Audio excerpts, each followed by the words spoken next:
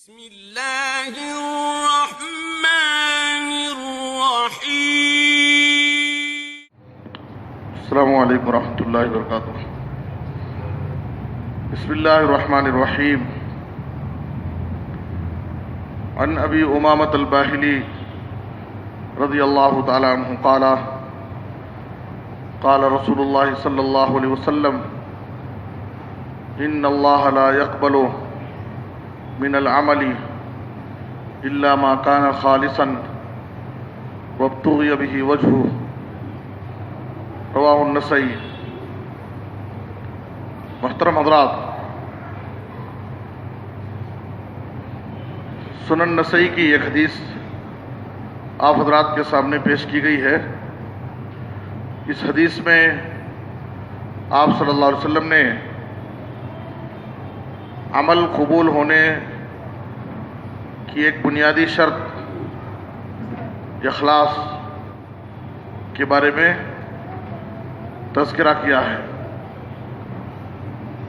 اس حدیث کا سبب ورود ہے، جس پس منظر میں آپ صلی اللہ علیہ وسلم نے یہ حدیث پیش کی تھی۔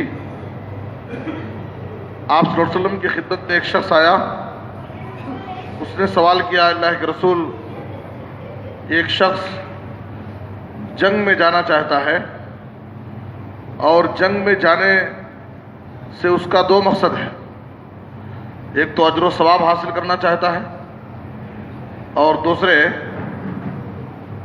نام کمانا چاہتا ہے۔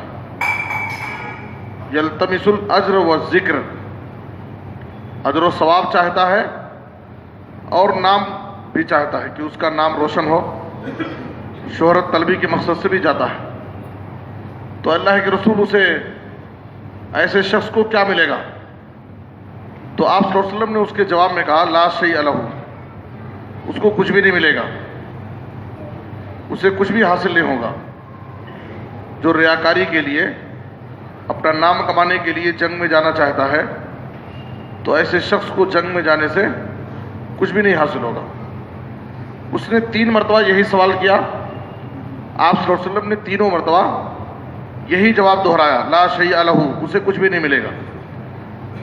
اس کے بعد آپ صلی اللہ علیہ وسلم نے یہ حدیث بیان کی، ان اللہ لا يقبل من العمل الا ما كان خالصا، اللہ تعالیٰ صرف اسی عمل کو قبول کرتا ہے جو خالص اللہ کے لیے کیا گیا ہو، وابتغي به وجهه، اور جس عمل میں اللہ کی رضا، اللہ کی خوشنودی شامل حال رکھی گئی ہو، پیش نظر رکھی گئی ہو۔ عمل کرنے والے کا مقصد اللہ رب العالمین کی رضا، اللہ کی خوشنودی حاصل کرنا ہو، وہی عمل اللہ رب العالمین کے پاس قبول ہوتا ہے۔ ورنہ عمل کرنے والے مختلف مقاصد سے عمل کرتے ہیں، اللہ رب العالمین ایسے اعمال کو قبول نہیں کرتا ہے۔ اللہ کے پاس صرف وہی عمل قبول ہوتا ہے، کوئی بھی عمل ہو، عمل چاہے ظاہری عمل ہو، باطنی عمل ہو، چھوٹا عمل ہو، بڑا عمل ہو، ہر عمل کی قبولیت کے لیے اخلاص یہ بنیادی شرط ہے۔ جب ہم اللہ کے لیے، اللہ کی رضا کے لیے عمل کریں گے تو ہمارا وہ عمل اللہ رب العالمین کے پاس قابل قبول ہوگا۔ اسی لیے ایک دوسری حدیث سے بخاری ہی میں ہے، آپ صلی اللہ علیہ وسلم سے سوال کیا گیا، سئل النبی صلی اللہ علیہ وسلم عن الرجل یقاتل شجاعۃ ویقاتل حمیۃ ویقاتل ریاء ای ذلک فی سبیل اللہ۔ ایک ایسے آدمی کے بارے میں نبی صلی اللہ علیہ وسلم سے سوال کیا گیا جو اللہ کی راہ میں جا کر کے جنگ کرتا ہے۔ ایک آدمی اللہ کی راہ میں جا کر کے جنگ کر رہا ہے، شجاعت اور بہادری کا جوہر دکھانے کے لیے، اپنی طاقت کا لوہا منوانے کے لیے، میں بڑا بہادر ہوں، لوگ میری شجاعت اور بہادری کا چرچا کریں۔ اور ایک آدمی خاندانی اور قبائلی حمیت کے لیے لڑتا ہے، اور ایک آدمی ریاکاری اور دکھاوے کے لیے لڑتا ہے۔ اور ایک روایت میں ہے کہ یقاتل للمغنم، مال غنیمت حاصل کرنے کی حرص میں لڑتا ہے تاکہ کچھ مال غنیمت مل جائے گا۔ تو آپ صلی اللہ علیہ وسلم سے پوچھا گیا، ای ذالک فی سبیل اللہ، حقیقی مجاہد کون ہے؟ اصل کس کو اللہ رب العالمین جہاد کا اجر و ثواب دے گا؟ تو آپ صلی اللہ علیہ وسلم نے کہا من قاتل لتکون کلمۃ اللہ ہی العلیٰ فہو فی سبیل اللہ، جو شخص اس مقصد سے جنگ کرتا ہے تاکہ اللہ کے دین کی سربلندی ہو، اعلاء کلمت اللہ کے لیے، تاکہ توحید کا بول بالا ہو، اس زمین پر کلمہ توحید غالب ہو اور شرک کا خاتمہ ہو، تو دین کی اشاعت اور سربلندی کے مقصد سے جو شخص لڑتا ہے وہی شخص حقیقت میں اللہ کے نزدیک مجاہد کہلاتا ہے۔ اور ایسا شخص اگر میدان جنگ میں قتل کر دیا گیا تو اسے شہادت کا مقام مل جائے گا، اور اگر وہ صحیح سالم واپس لوٹتا ہے تو اجر و ثواب اور مال غنیمت کے ساتھ واپس لوٹے گا۔ تو اگر سچی نیت سے اللہ کو راضی کرنے کے لیے وہ قتال کرتا ہے تو اس کے لیے ہر حال میں فائدہ ہی فائدہ ہے۔ اگر شہید ہو گیا، قتل کر دیا گیا تو شہادت کا مقام مل جائے گا، اور اگر واپس آیا تو اجر و ثواب اور مال غنیمت کے ساتھ واپس آئے گا۔ تو یہ ہے اخلاص کا فائدہ۔ اگر ہم عمل میں اخلاص پیدا کریں گے تو آخرت میں جہاں ہمارا وہ عمل اللہ کے پاس قبول ہوگا، دنیوی اعتبار سے بھی اس کا فائدہ ہم کو حاصل ہوگا۔ لیکن اگر عمل میں اخلاص نہیں ہے تو دنیا میں تو وقتی طور پر لوگوں میں ہمارا نام ہو جائے گا، لیکن اخلاص نہ ہونے کی وجہ سے اللہ رب العالمین کے پاس ہمارا وہ عمل قبول نہیں ہوگا، وہ رد کر دیا جائے گا۔ صحیح بخاری کی ایک اور حدیث میں ہے، آپ صلی اللہ علیہ وسلم جنگ کے میدان میں تھے، ایک شخص حاضر ہوا اور اس نے کہا اللہ کے رسول، میں پہلے کافروں سے جا کر کے قتال کروں یا پہلے اسلام قبول کروں؟ تو نبی صلی اللہ علیہ وسلم نے کہا کہ پہلے تو اسلام قبول کر، اس کے بعد پھر قتال کر۔ وہ شخص نبی صلی اللہ علیہ وسلم کے ہاتھ پر کلمہ پڑا، مسلمان ہو گیا صدق دل سے۔ اس کے بعد میدان جنگ میں گیا اور کافروں سے لڑتا رہا یہاں تک کہ قتل کر دیا گیا، شہید ہو گیا۔ نبی صلی اللہ علیہ وسلم کو جب بتایا گیا کہ ابھی وہ شخص جو آپ کے ہاتھ پر اسلام کی بیعت کیا ہے، میدان جنگ میں جا کر کے قتال کیا، اسے قتل کر دیا گیا، وہ شہید ہو گیا، تو آپ صلی اللہ علیہ وسلم نے کہا عامل قلیلا واجر کثیرا، بہت کم عمل کیا لیکن بڑے اجر و ثواب کا مستحق ہو گیا۔ اپنی زندگی میں بہت کم عمل کرنے کا اسے موقع ملا، ابھی اسلام قبول کیا ہے، میدان جنگ میں قتال کیا ہے اور قتل کر دیا گیا، شہادت کا مقام اسے مل گیا۔ تو عمل تو بہت کم کیا ہے لیکن اجر و ثواب اسے بہت بڑا مل گیا۔ تو یہ ہے اخلاص کا فائدہ۔ اگر ہم عمل میں اخلاص پیدا کریں گے تو عمل دیکھنے میں چھوٹا اور معمولی ہی کیوں نہ ہو، لیکن ہماری اخلاص کی وجہ سے اللہ رب العالمین کئی گنا بڑھا کر کے ہم کو اجر و ثواب دے گا۔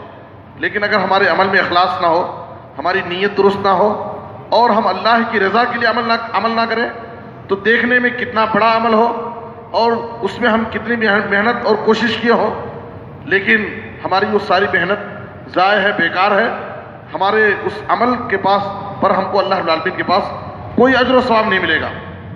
آپ دیکھیے اس شخص کو جو اللہ کی راہ میں، ایک شخص قیامت کے دن جن 3 آدمیوں کا سب سے پہلے فیصلہ ہوگا ان میں وہ شخص بھی ہوگا جو اللہ کی راہ میں قتل کیا گیا ہو، شہادت کا اس کو مقام ملا ہوگا، لیکن شہادت کا مقام حاصل ہونے کے باوجود اس شخص کا ٹھکانہ جہنم میں ہوگا، صرف اس لیے کہ اس کے عمل میں اخلاص نہیں تھا اور ریاکاری کی وجہ سے اس کو شہادت کا مقام حاصل ہونے کے بعد بھی اس کا ٹھکانہ جہنم میں ہوگا اور اللہ رب العالمین کے پاس اس کا اتنا بڑا مقام بھی ضائع ہو جائے گا، برباد ہو جائے گا۔ اس لیے ہماری زندگی میں، ہمارے اعمال میں اخلاص کی بڑی اہمیت ہے۔ علامہ ابن قیم رحمۃ اللہ علیہ کہتے ہیں فإن اللہ جعل الإخلاص والمتابعة سببا لقبول الأعمال، اللہ رب العالمین نے اخلاص اور نبی صلی اللہ علیہ وسلم کی سنت کی مطابقت، موافقت، یہ 2 چیزوں کو عمل کی قبولیت کے لیے بنیادی شرط لگایا۔ ایک تو ہم جو بھی عمل کریں ہمارا عمل نبی صلی اللہ علیہ وسلم کی سنت کے مطابق ہونا چاہیے، اور دوسرے ہمارا عمل اللہ کے لیے ہونا چاہیے، اخلاص ہونا چاہیے۔ تو اگر ہمارے اعمال میں یہ 2 شرائط ہوں گے تو ہمارا عمل اللہ کے پاس قبول ہوگا۔ اگر یہ 2 شرط ہمارے عمل میں نہ ہو، اخلاص نہ ہو اور نبی صلی اللہ علیہ وسلم کی سنت کی مطابقت نہ ہو، موافقت نہ ہو، تو ہمارا عمل دیکھنے میں کتنا بڑا ہو لیکن وہ قابل قبول نہیں ہو سکتا ہے. اور کہتے ہیں کہ اخلاص کے بغیر کیا جانے والے عمل کی مثال ایسی ہی ہے کہ ایک شخص، یہ علامہ ابن قیم ہی کا قول ہے، کہ ایک شخص دور دراز لمبا سفر کرتا ہے اور اپنے ساتھ سفر کے توشے کے لیے اپنے مشکیزے میں پانی رکھنے کے بجائے وہ ریت اور مٹی بالو رکھتا ہے. ظاہر ہے کہ وہ ریت بالو مٹی اس کی پیاس تو بجھا نہیں سکتی، مزید اس کے لیے دوران سفر ایک بوجھ رہے گا اور اس کی تکلیف اور پریشانی کو اور وہ چیز بڑھائے گی. ایک بھاری بوجھ وہ دوران سفر لے کر اٹھائے لیے پھرتا رہے گا تو تکلیف بھی ہوگی اور وہ چیز اس کی پیاس کو نہیں بجھائے گی اور اس کے لیے سفر میں کچھ بھی کام نہیں آئے گی.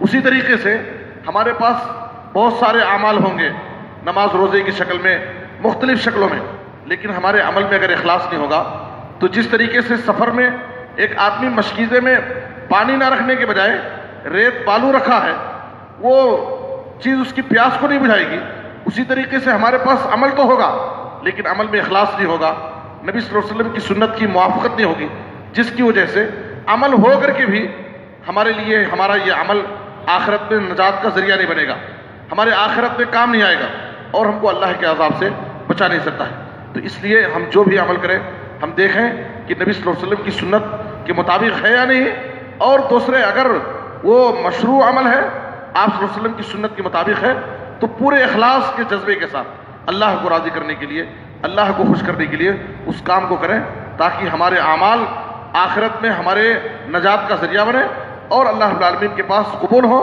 اور ہماری محنت ضائع نہ ہونے پائے.